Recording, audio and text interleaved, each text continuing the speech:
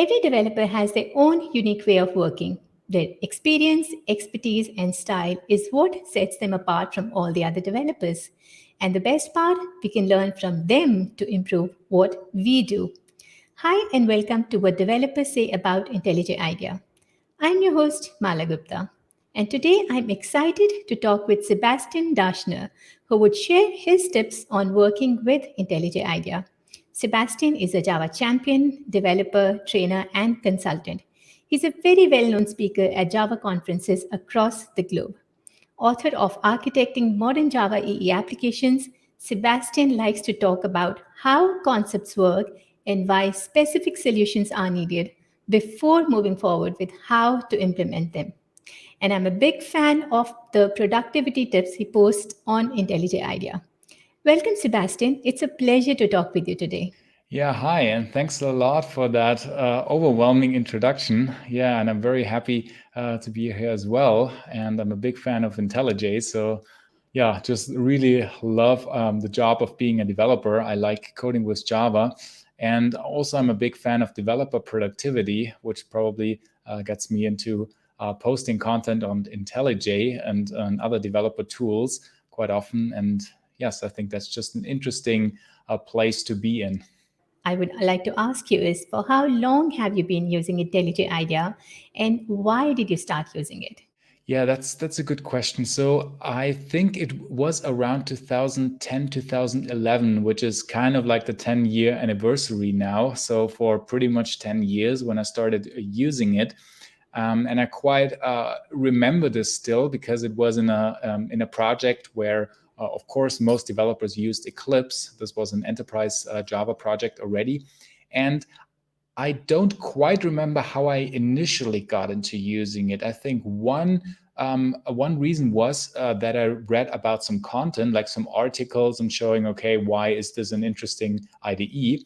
And the other was just that I heard a few times that it actually is more productive to use with Java. Like, it has more refactoring features than other IDEs at that time, or still, of course. And that is just makes you a little bit more productive when you can use it.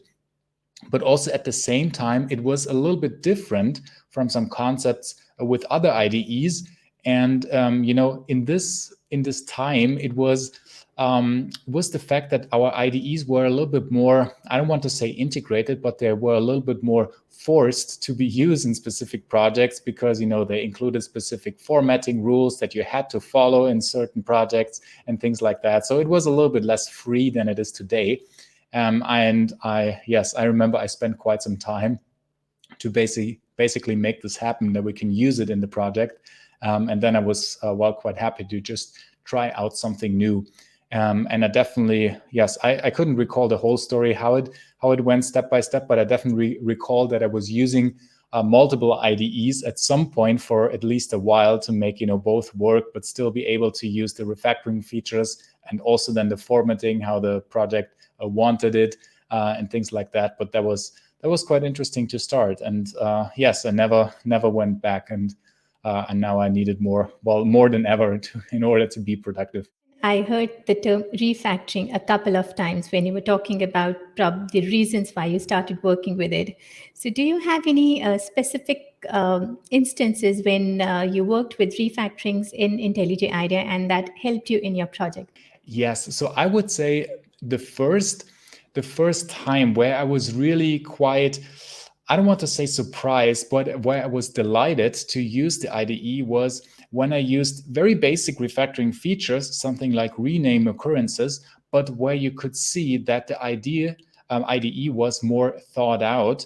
For example, when you rename some occurrences, that it asks you, hey, by the way, do you also want to replace that occurrence that is in your string? That is not a Java type, that is not the reference to a method or a variable, but that also, has been searched from your code, where you're like, oh, thanks for asking. This really makes sense. It's really intelligent in that sense, to also look into these other occurrences and then suggest them. So I think this was pretty much the first aha moment where I thought, wow, this is really cool. And this was quite a delight to use. So this is probably because the reason why I still have this in my head to think about the refactoring features.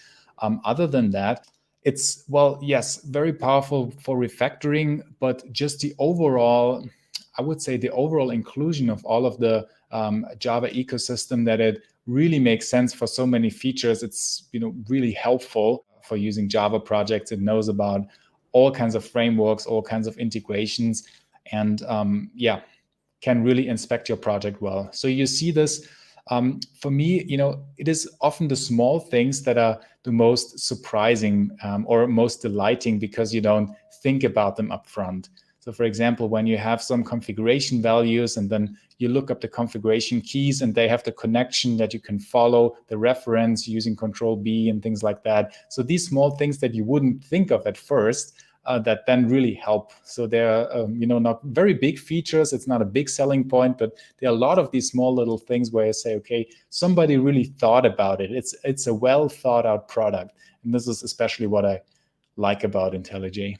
I couldn't agree more, Sebastian, because when you talk about Control B, so that really helps one to navigate through the code base, and little things like your quick documentation, and the way I could see where my variables are defined, what is the definition of my method, and little other things, which, as you mentioned about when you are renaming a variable, it would also search the text. So it's like kind of having a buddy who is kind of with you, and they Yeah. are kind of taking care of you. They're not in your face, they let you do your work, but they pop up only when you need them. So that is, I think, I completely agree as a developer. And as we know, it's a tool developed by developers for developers. So I would like to ask you the features that you use, let's say the first 5 features that you would absolutely use every day, or any number of features that you want to talk about. Yeah, that's a really good question. And actually, at this point, I might point out to some resources that I created. So I created at least 2 videos that I think are worth watching. So kind of like my favorite shortcuts and tips, because that's kind of like the problem I was facing a few times, that people ask me, hey, what's your favorite feature, like the most favorite? And I'm like, I actually don't know, because there are a few of them and I don't even know which one to mention. And especially once I, gathered some of these shortcuts, which one I would like to show when I created this video, then at first this list was very short. And then it was like, oh yeah, I use this as well. Oh, I didn't think about that as well. And it came out with 20, 30 or so shortcuts that are all quite helpful. If I would name like the top, well, there are more shortcuts that, again, at some point feel very basic because they're so obvious at some point that you use them all the time. Something like Control Shift Enter for completing a statement, or Alt Enter for the quick fix or some suggestions, which are just so helpful. Things like that. Or other shortcuts like F2. I'm always talking about the Windows and Linux keyboard layout. F2 for jumping to the next error occurrence, which is really helpful for navigating. So I would say, in one way, certainly the navigation type of shortcuts, when you say Control B, follow this reference, Control U, follow the superclass or super definition, and then go back with, which is, I think, Control Alt left or Control left arrow or something like this. That's the other issue. Sometimes I cannot even mention all of these shortcuts because it is really into my muscle memory, and I just type it, and then people ask me, hey, how do you do this? And I really have to look down, and I'm like, I don't know. I have to see what am I typing here, because it goes so much into your habit of how you're using the computer. And I think this is a very positive thing to notice, because it just means that this, I call this sometimes communication bandwidth, that the way how we interact with the computer becomes so seamless that you're not really thinking about it. It feels like, we are inside the computer. We're kind of like directly interacting with our thoughts into the IDE or into the program, and use it accordingly. It feels very seamless, which I think is a very good way that shows that the usability doesn't get into the way of these keyboard features, for example. Other than that, also what I really like, and that's not one particular shortcut, but I really have to mention the overall keyboard concept, and I really call it keyboard concept, is very well thought out.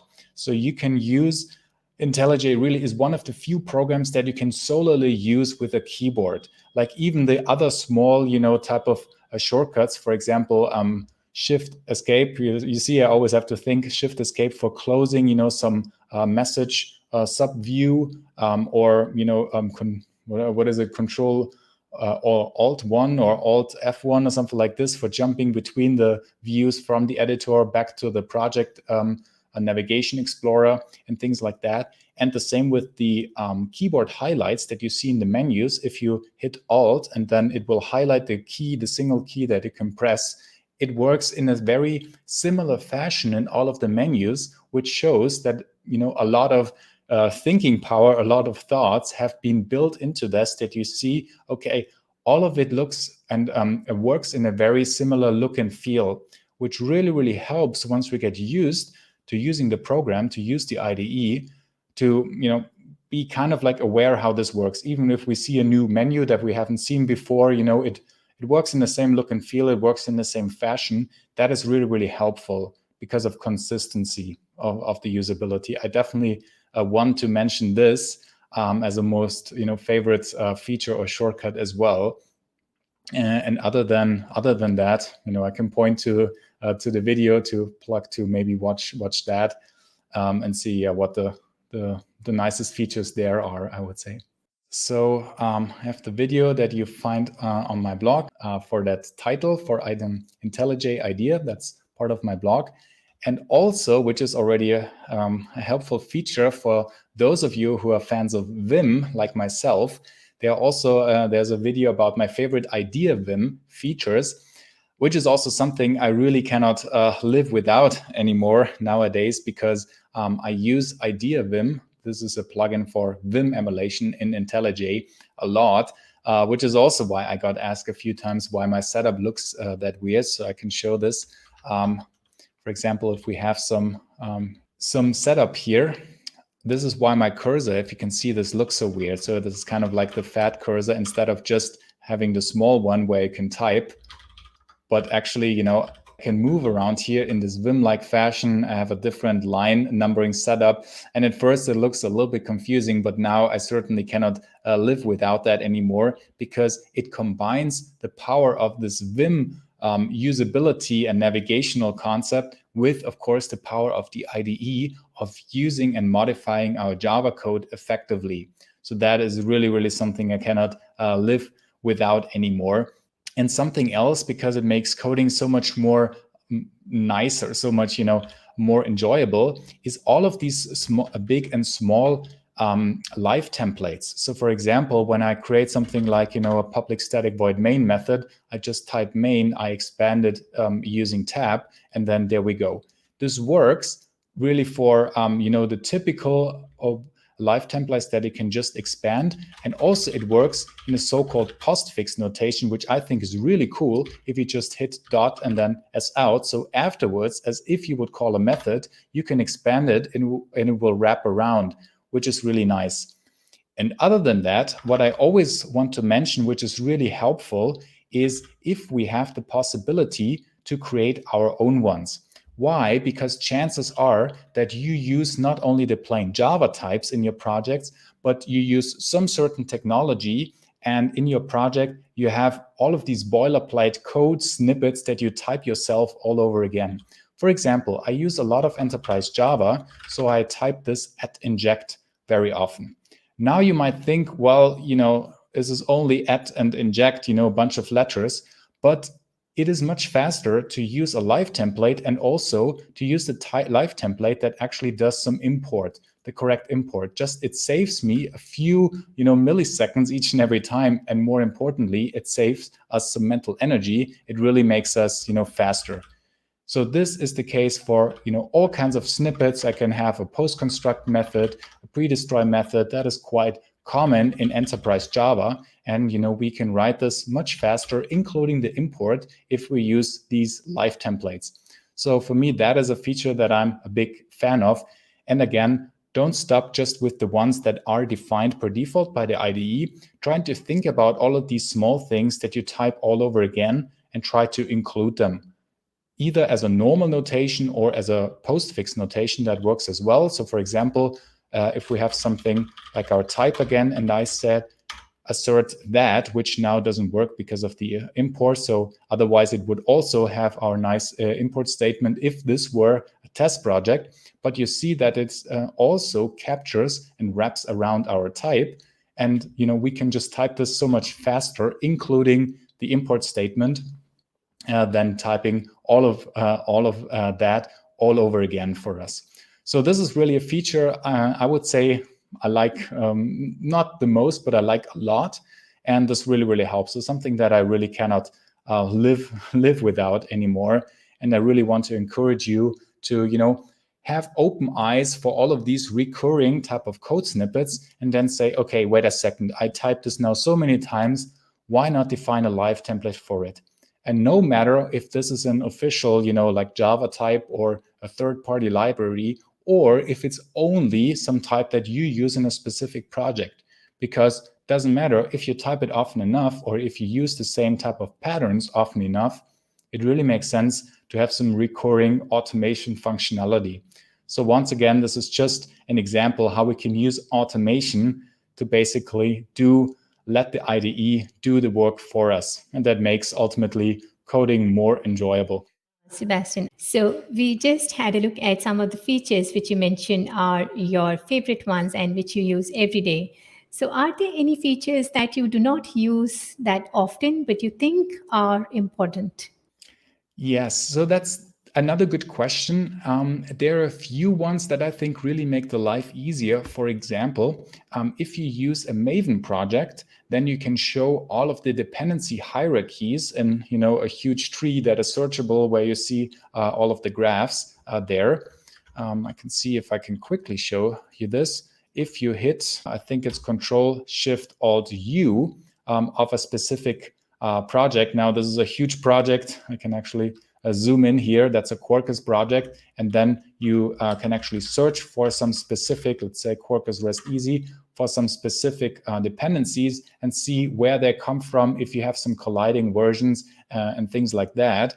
So hopefully you never have to use this, which means then everything works well. But sometimes, especially if you have colliding versions in your Maven project, or if something doesn't work as expected, with this you can see where actually that version comes from and what you have to include or have to define differently if there are some collisions.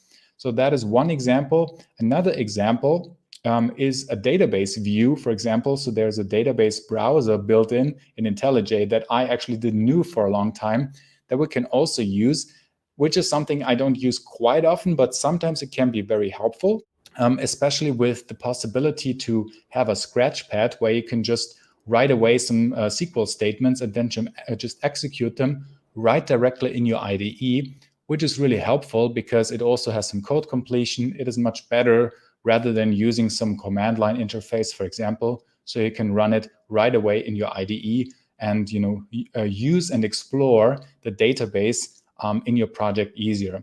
This is actually not only the case for relational databases, it also supports graph databases and all kinds of other stuff. But what I usually use in my projects is a relational database with this exploration view. That is quite helpful. That is not used every day for me, but let's say at least once in a month. Thank you so much, Sebastian. You covered a lot. So I have just one last question for you. Has IntelliJ IDEA helped you to be a happier and productive developer? Oh, I can answer this quite easily. Yes, definitely. Because I'm a big fan of developer productivity, which people who follow my content also notice. So I do a lot of this regard. And I really believe that this is the case, not just, for the sake of being more productive and getting more done, being better and more effective what you do, but really it is more enjoyable. So if I use features like the ones that we just talked about, it really improves how I feel about my job and how I perceive the happiness or the fun, because a lot of aspects of programming are just really creative. We have to think about some solutions. We have to think about what is the best way to represent this real world problem into code. Should I refactor something here? What is a good structure or architecture to choose? But then there are also some parts of the work where it is really helpful if we can use a powerful tool to do the work for us.